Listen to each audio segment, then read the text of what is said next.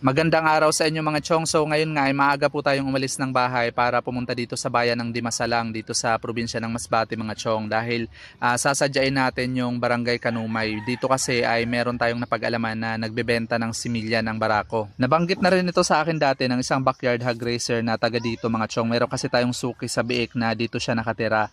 At nabanggit rin ito sa atin ng technician mismo ng BIMEG na dito ay pwede raw tayong makabili ng similya.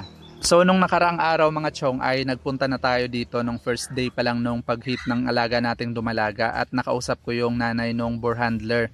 So nakapagpabook tayo mga chong, sabi ko na by Monday ay babalik tayo para bumili ng similya sa kanya. Bali ngayon ay ang ikatlong araw ng paglalandi nitong alaga nating dumalaga mga chong at nag-check po ako kanina at nakita natin na talagang standing hit na po ito. Kaya ngayon ay susubukan ko po na ako na mismo yung mag-AI dito sa alaga kong dumalaga mga chong. Naturukan na rin pala natin ito ng pamurga at multivitamins 2 weeks before ulit siya naglandi kaya talagang ready for breeding na po itong alaga natin. Yun po yung kadalasan na ginagawa nating preparation sa alaga nating dumalagang baboy bago po natin ito ipa-AI. 7 months and 16 days old na po ito mga chong at nakatatlong landi na rin po ito kaya talagang pwede na po natin ito i-breed. At estimate rin po natin sa timbang nito mga chong ay hindi po ito bababa sa 120 kilos. Yun po yung ideal na timbang ng isang dumalagang baboy bago po natin ito palahian. So ito na nga mga chong, nakabili na po tayo ng similya at talagang fresh na fresh po ito galing sa barako. Bali kakakolekta lang po nito mga chong. Ibibiyahe na po natin ito pauwi at nasa mga 15 minutes lang naman po yung biyahe mula dito hanggang doon sa amin mga chong. Kaya siguradong makakarating po ito ng buhay doon sa alaga natin. Ayan at nakarating na nga tayo dito sa bahay mga chong at susubukan po nating mag-AI dito sa alaga nating dumalagang baboy. Disclaimer lang po mga chong, bali ito po yung first time ko na gagawin ang pag-artificial insemination na ako po mismo yung gagawa dito sa alaga kong dumalagang baboy. So hindi ko po kayo ine-encourage na gawin nyo rin sa mga alaga nyo. Hanggat maaari kung meron naman pong available na swine technician dyan sa lugar nyo at bihasa sa artificial insemination ay sila na po yung kontakin nyo mga chong para gumawa nito. Ako naman kasi dahil sa kagustuhan kong matuto ay willing po akong mag-take ng risk para gawin ito. Para sa akin naman kasi ay wala naman pong mawawala kung susubukan po natin. Pero maganda na po yung susubok tayo na may kasama pong pag-iingat at kung tingin po natin ay hindi po natin kayang gawin ay sa technician na po natin ipaubaya ito mga chong.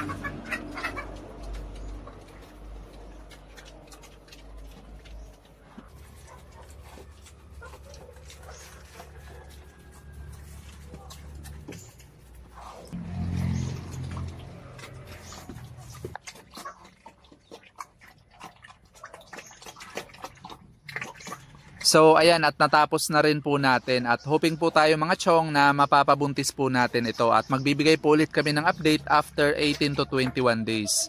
That's all for today's video mga chong. Thank you for watching and happy farming!